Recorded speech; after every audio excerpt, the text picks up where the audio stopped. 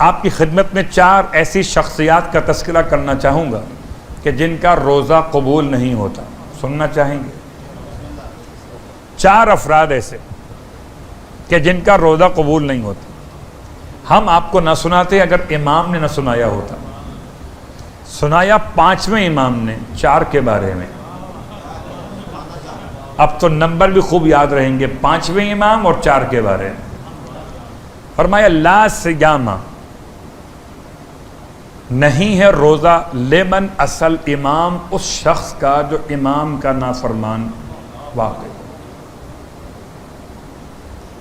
اس شخص کا روزہ ہی نہیں ہے. لا صیام لمن اصل امام کے جو امام کی نافرمانی کرے. اس کا مطلب اگر اپنے روزے کو روزہ کہلوانا چاہتے ہیں امام کی بارگاہ میں تو مجھے اور آپ کو اپنے امام کی اطاعت کرنا ہوگی، اور اگر اطاعت نہ کر سکیں تو کم سے کم معصیت امام سے اپنے آپ کو بچانا ہوگا. 2 بن جاتے ہیں مراحل. یا تو انسان اطاعت امام کر لے، اگر اطاعت امام نہ کر سکے تو کم از کم معصیت امام بھی نہ کرے. مثال آپ کی خدمت میں اگر نصرت امام نہ کر سکے تو کم از کم کربلا سے دور چلا جائے کہ تاکہ اسے آقا حسین کی آواز استغاثہ سنائی نہ دے. تو ٹھیک ہے، میکسیمم پہ نہیں جا سکتے تو منیمم پہ تو آ سکتے. معصیت امام لا صیامہ، اس کا روزہ نہیں ہے. لیمن اصل امام کہ جو امام کی معصیت کرے. ولا صیامہ، نہ اس کا روزہ لغلام آبق حتی یرجع الی مولاه، نہ کسی ایسے شخص کا روزہ جو غلام اپنے آقا سے بھاگ جائے جب تک کہ پلٹ کر اپنے مولا کی طرف واپس نہ آئے.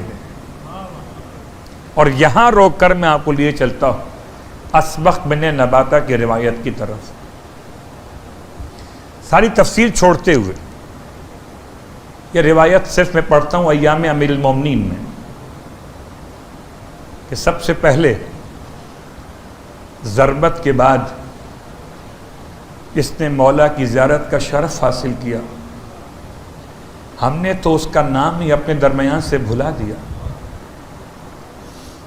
نام کیوں نہیں رکھتے اپنے بچوں کا؟ اسبغ مولا کے صحابی تھے، باپ کا نام تھا نباتہ، آپ کا نام تھا اسبغ.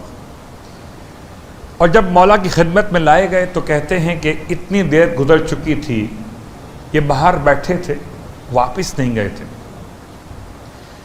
جب سب کو واپس کر دیا گیا مولا کے دروازے بیت الشرف سے، یہ بیٹھے تھے باہر.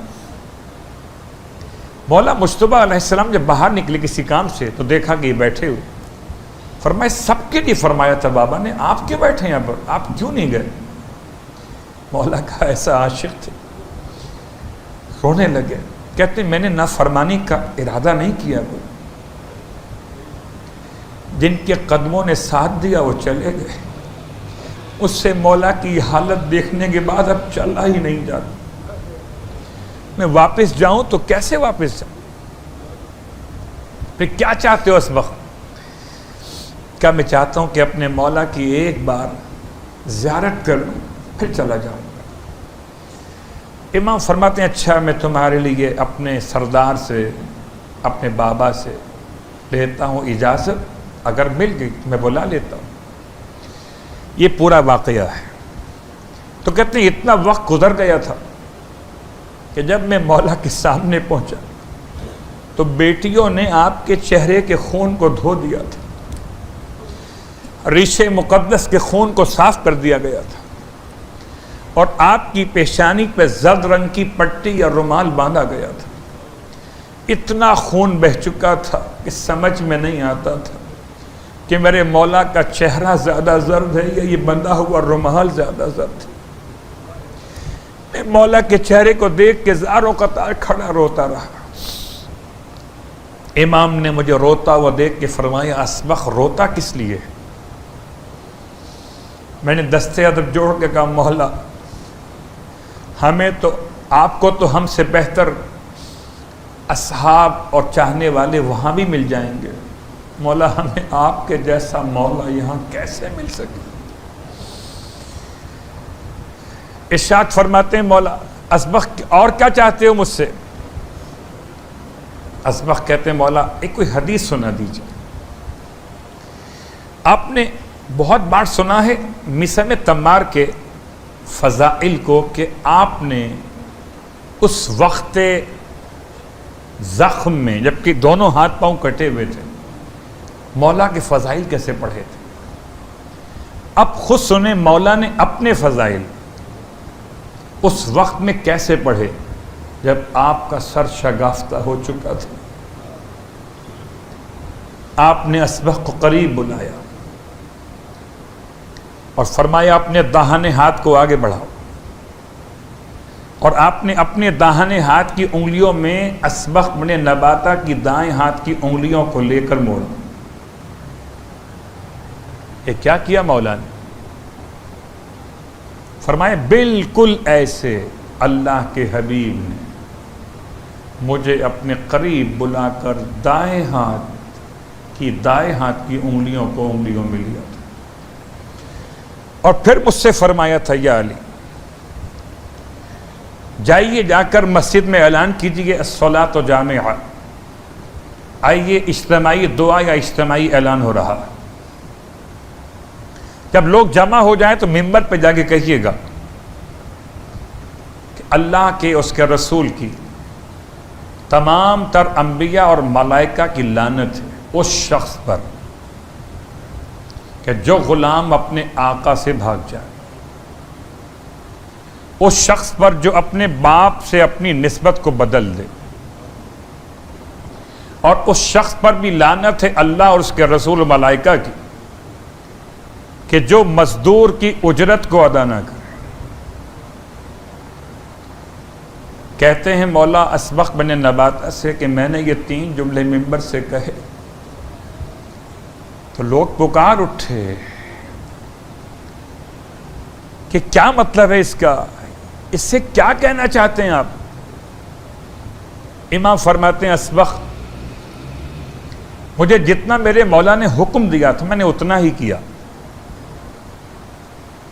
میں منبر سے اتر گیا، میں نے کہا اگر تم کہتے ہو تو میں اللہ کے حبیب سے پوچھتا ہوں کہ کتنی تشریح بیان کرنی۔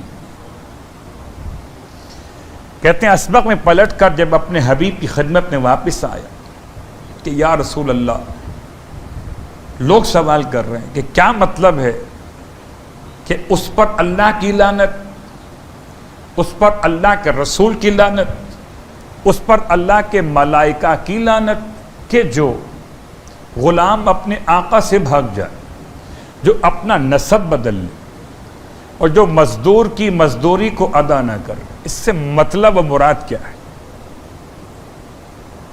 ایک بات تو واضح کہ سامعین سمجھ رہے تھے کہ جو الفاظ کے ظاہری معنی ہیں وہ مراد نہیں ہے۔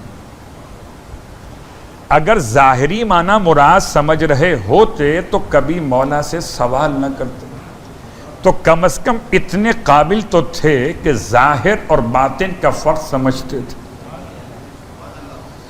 اور کم از کم اتنے احتیاط پسند تھے کہ قول علی کو خود سے تعویل دے کر رنگ نہیں دیا، انتظار کیا کہ فرمان نبی، زبان علی، وضاحت بھی نبی، وضاحت بھی علی۔ کہتے ہیں اسبغ سے مولا کہ میں پیغمبر کی بارگاہ میں آیا تو آپ نے فرمایا جاؤ یا علی جا کر کہہ دو کہ میں اور تم، یا علی میں اور تم اس امت کے آقا اور مولا ہیں، تو جو غلام اپنے آقا سے بھاگ جائے اس پر اللہ کی، اس کے رسول کی، ملائکہ کی لعنت ہے۔ یا علی جا کر کہہ دیجئے کہ میں اور آپ اس امت کے باپ ہیں، جو اپنا باپ بدل لے اس پر اللہ کی، اس کے رسول کی، ملائکہ کی لعنت ہے۔ یا علی جا کر کہہ دیجئے کہ میں اور آپ اس امت کے مزدور ہیں، جو ہماری اجرت ادا نہ کرے اس پر اللہ کی، رسول کی، ملائکہ کی لعنت ہے۔ بات کہاں سے کہاں تک پہنچ گئی؟ بات چلی تھی آپ کی خدمت میں امام محمد باقر علیہ السلام کے جملے سے،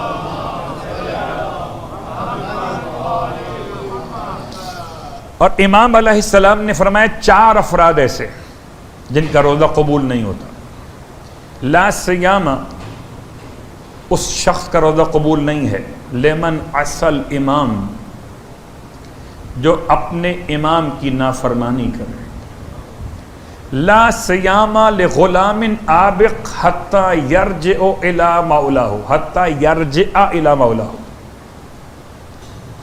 اور نہ اس غلام کا روزہ قبول ہے کہ جو اپنے آقا سے بھاگ گیا ہو۔ کب تک قبول نہیں ہے؟ حتی یرجع الی مولاہ، جب تک کہ اپنے مولا کی طرف واپس پلٹ کے نہ جائے۔ تو یہ تقریباً معنی وہی بنے جو آپ اس سے پہلے لفظ امام سے پہچان چکے۔ البتہ اصل امام میں اور غلام کے بھاگنے میں فرق ہے۔ معصیت امام جو کرے اس کا روزہ قبول نہیں، اور کسی شرط کے بغیر قبول نہیں تو قبول نہیں۔ البتہ غلام عابق کے لیے شرط رکھی گئی کہ اگر پلٹ کے واپس آ جائے، ایک محاورہ اردو زبان کا ہے کہ اگر صبح کا شام کا بھولا کہیں یا صبح کا بھولا کہیں، شام کو واپس آ جائے تو اسے بھولا نہیں کہتے۔ تو اگر کوئی صبح کا چلا ہوا شام کو مولا کی طرف واپس آ جائے تو اس کا روزہ قبول ہو جائے۔ لا صیام لغلام عابق حتی یرجع الی مولاہ۔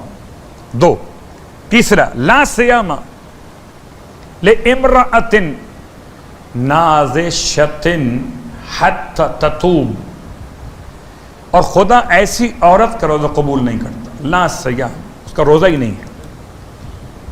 کون سی خاتون؟ نازشۃ۔ یہ کیا مطلب؟ نشوز کہتے ہیں۔ نشوز کا مطلب ہے جو اپنے شوہر کے حقوق زوجیت کو ادا کرنے سے اسے روکے، یا جو اپنے شوہر کی نافرمانی اختیار کر لے، اس کا روزہ قبول نہیں ہے۔ لا صیامہ، اس خاتون کا روزہ قبول نہیں۔ کب تک نہیں ہے؟ حتی تتوب، یہاں تک کہ وہ توبہ کر لے۔ ایک عام خاتون اگر اپنے شوہر کے ساتھ نشوز ہو جائے تو اس کا روزہ قبول نہیں ہوتا جب تک کہ توبہ نہ کر لے، اور اگر نبی کے گھر میں کوئی نبی کے ساتھ یہ کرے اس کا روزہ قبول کیسے ہو؟ فارمولہ تو مومنہ اور مسلمہ کے لیے بھی اور ان کے لیے بھی کہ جنہیں خدا نے مقام بلند عطا کیا۔ چوتھی اور آخری بات اس روایت کی، ارشاد فرماتے ہیں مولا، لا صیام، نہیں روزہ اس شخص کا، لے ولد عاق، وہ بیٹا جسے ماں باپ نے عاق کر دیا ہو، اس کا روزہ بھی قبول نہیں۔ عاق لفظ آپ نے بہت بار سنا، اور ہو سکتا ہے کل بھی ہماری گفتگو میں کچھ حصہ اس کا آئے۔ خالی اتنا جملہ کافی ہے۔ عاق لفظ کہتے ہیں جدا کر دینے، کاٹ دینے کو۔ ماں باپ کی خدمت میں عاق ہو جانے کے لیے 2 باتیں یاد رکھیں۔ پہلی بات تو ماں باپ کی ذمہ داری تربیت کے اعتبار سے کہ کوشش کریں کہ ان کی اولاد منزل عاق پر نہ پہنچے۔ پھر اگلی ذمہ داری اولاد کی کہ اپنے ماں باپ کا اتنا خیال کریں عاق ہو جانے کے لیے، نہ تو اف کہنا ہے، نہ ماں باپ کو ڈانٹنا یا مارنا ہے، اتنا بھی کافی ہے جو امام جعفر صادق علیہ السلام کی روایت میں آتا ہے۔ ارشاد فرماتے مولا، اگر تمہارے والدین ظلمن تمہیں مار بھی رہے ہوں، ظلمن، انصاف کے ساتھ نہیں، ظلم کے ساتھ، تب بھی اپنے والدین کو غصے کی نگاہوں سے مت دیکھنا۔ ورنہ آنکھ ہو جاؤ گے. کہ جملہ سمجھ میں آ گیا؟ تو اب روایت پھر سن. لا صیام لولد آق، اس کا روزہ ہی مقبول نہیں ہے کہ جو اپنے ماں باپ کا آق کیا ہوا ہو. مولا کو راستہ باقی ہے، ہاں، حتیٰ یبر، یہاں تک کہ اپنے والدین کے حق میں نیکوکار ہو جائے. تو 3 مسئلے میں حتیٰ استعمال ہوا. بھاگا ہوا غلام واپس آ جائے، عورت نافرمان توبہ کر لے، یا ولد آق اپنے ماں باپ کے حق میں نیکی کرنا شروع کر دے، تو ان کے روزے قبول. صلوات پڑھے محمد.